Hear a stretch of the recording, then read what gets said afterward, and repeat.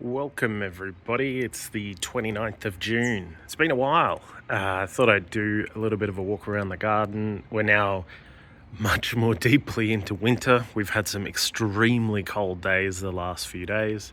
So thought we'd do a little tour around, see what's gone, see what's changed, and see a few things that are quite new. So let's have a look around. Been talking about it for a very long time, but there was kind of like a native large grass in this area where this pallet is, and I've finally gotten rid of it. So eventually these strawberries, which are now looking quite decrepit based on the cold, will be moved over there, and I can finally utilize these pots for something else a little bit more substantial. So plan is I might actually use these pallets to help sort of structure this area a bit.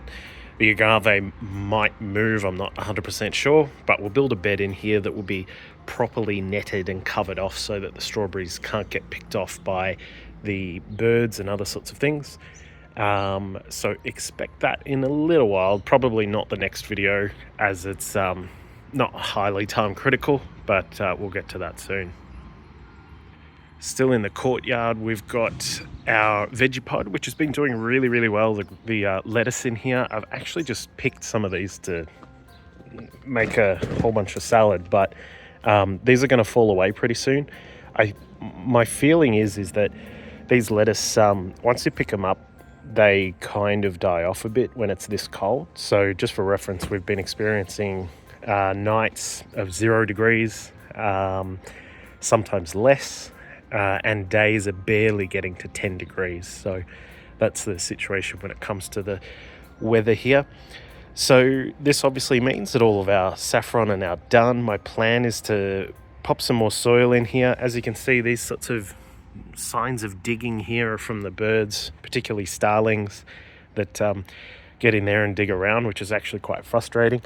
But this bed, which obviously has the raspberries, which are here, they're going to be dormant for the time being, but the raspberries will come back, and hopefully by the time they're back in the late spring, I'll have revitalized these beds a bit. The soil's not great here. It's kind of some crappy leftover soil, so it's not really that healthy or anything like that. So that's perhaps a bit of a winter plan, so hopefully I'll get to that within the next few months.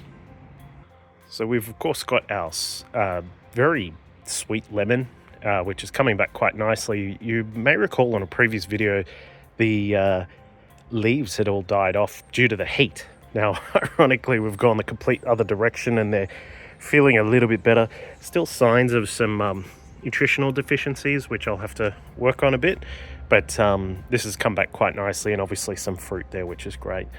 And the big thing over here in this corner is, well, you can't see it, but this is some fresh soil. About 2 weeks ago, put some fresh soil in and put some asparagus crowns in. So I know this is not the most sort of adequately sized bed for asparagus, because it's about 2 meters wide and then a meter across. So it's not great, but it does get a lot of the sunshine. When there is sunshine, and there's a bit of cover here underneath this larger sort of tree. So I don't know, it's a little bit of an experiment. It is of course a long-term experiment, given that asparagus does take quite a while to actually be productive. So we'll see how that goes, and if it doesn't work, it doesn't work. We'll see what happens. Let's have a look in the back.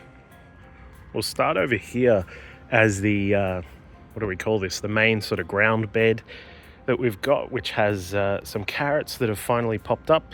Going to need to thin these a little bit. I have had pretty good success with carrots in the past, but not at this house. So we'll see how this goes. There's a pretty large amount of rain that's starting to fall through this winter, so hopefully that helps them grow. We've of course got, these are variations of, this is a sprouting broccoli, so we should get a large amount here. These are just flowers here. These are flowers from summer actually, so they might provide a little bit of pollination food. The one thing that has been a bit annoying here is the pest damage. So on these are other broccoli over to the side, and they've actually got a bit of aphid infestation, as you can see. So aphids are in here, they're getting in, and as you can see, other sorts of slugs and caterpillars have been chomping on these. So I'm keeping these too. I have subscribed in the past to this theory that if you keep a couple of sacrificial plants, they can sort of draw all of the nasties over there, which has mostly worked. These aren't too touched except for this one at the back here. So I'm kind of hoping that this theory sticks out and maybe these broccoli here will stay alive. But of course, things like these fennel are untouched, and the spinach over here as well. I do need to pick a lot of the spinach that we have in the garden because it's not really leafing very much. What else have we got? Oh yeah, garlic in here. Garlic's just doing its thing. You can see little shoots coming up from the garlic, which we just leave, and we'll see what happens when we get later on in the year. The orange is doing quite well. All the fruit that popped up here, you may recall, I think it was on the last video, all this fruit's starting to colour up and ripen. Really happy with this. I don't think I've actually had any fruit from this yet, so like actually tried any myself. So you may recall I trimmed it up in the summer, and with this fruit we'll see how good it is. And of course the lemon next to it doing quite well. Of course, in the back corner, the banana grove is less less illustrious than it used to be. So the bananas have, of course, died off for the summer, for the winter, given that they are not big fans of anything under 10 degrees. So it looks a little bit rough down here, but what's happened is I've actually chopped off a large amount of the fronds and these leaves that come off the banana, and then just sort of use them for a bit of mulch on the ground to help keep some of the heat in. So that's I guess you call it the fruit area, and then those main ground beds. In terms of the primary beds in the middle, these are doing really well. I'm really happy with the netting that we've got here, which has kept a lot of the pests off these brassicas that I've got here, such as I believe this is a cauliflower. We then also have another type of broccoli is here. I think I made the mistake yet again, as I always do, of not actually labeling anything, so I just have to guess and see what happens. There is a little bit of space here. I might just throw some simple things, maybe some beans or peas in here, just to climb up this the little strut that holds up the netting. But yeah, there's a little bit of space, a little bit underutilized, but that's okay. And down the end we've got some these spring onions. So these are doing really well. I really want to let these grow quite thick, because I've been doing a lot of cooking, Japanese and Korean cooking, and using a lot of spring onions in that stuff. And as we move across, these cabbage, look at these, doing really well. Sorry, it's a bit hard to see through the netting, but hang on, let me just show you. Look at these, growing really well. Really happy with all this. Certainly gonna have a lot of cabbage to deal with, that's for sure. And the kale, heaps of kale. I'm going to use some of this for a pesto. You can use a pesto such as kale, the normal sort of pesto stuff, and then pumpkin seeds, and that can make a nice pesto. It's got a different flavor obviously to your basil pesto, but it is what it is. This silver beet needs to be picked. It's getting quite old, and this is some new spinach down the back which isn't doing great, but we'll see what I can do with this. So that's the primary bed areas across the garden, and obviously the fruit. So that's where we're at over this side of the garden. Let's jump over the other side and have a look at what's the big changes in the garden. So in the middle we've got our generally this is kind of like a herb bed.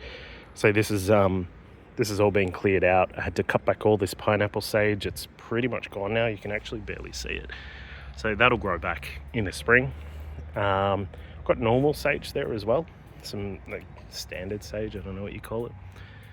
Other than that, there isn't too much going on in here. So I think when it gets to when it gets to spring, I might revitalize the bed a bit and see if I can get some other herbs going. Of course, we do have rosemary in the front garden and saltbush and stuff like that, but I really want to utilize this space.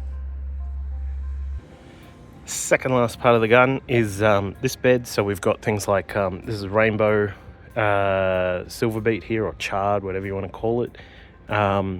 Peas, which are growing very slowly, but they are growing, which is great. So hopefully these will climb up and provide a little bit of extra production from the garden here on the side. That's pretty much all this part. There was, it's here. One of these, you can see it right there. That's a flower of one of these hellebores. So most of these hellebores that you can see here are actually black flowers. So I'm really keen. I haven't actually, they've been in here for 2 seasons now and not flowered properly. So super keen to see what they look like. And that's pretty much it for what's happening in the garden, except, oh yeah, greenhouse. All right, so this took, 2 weeks to build.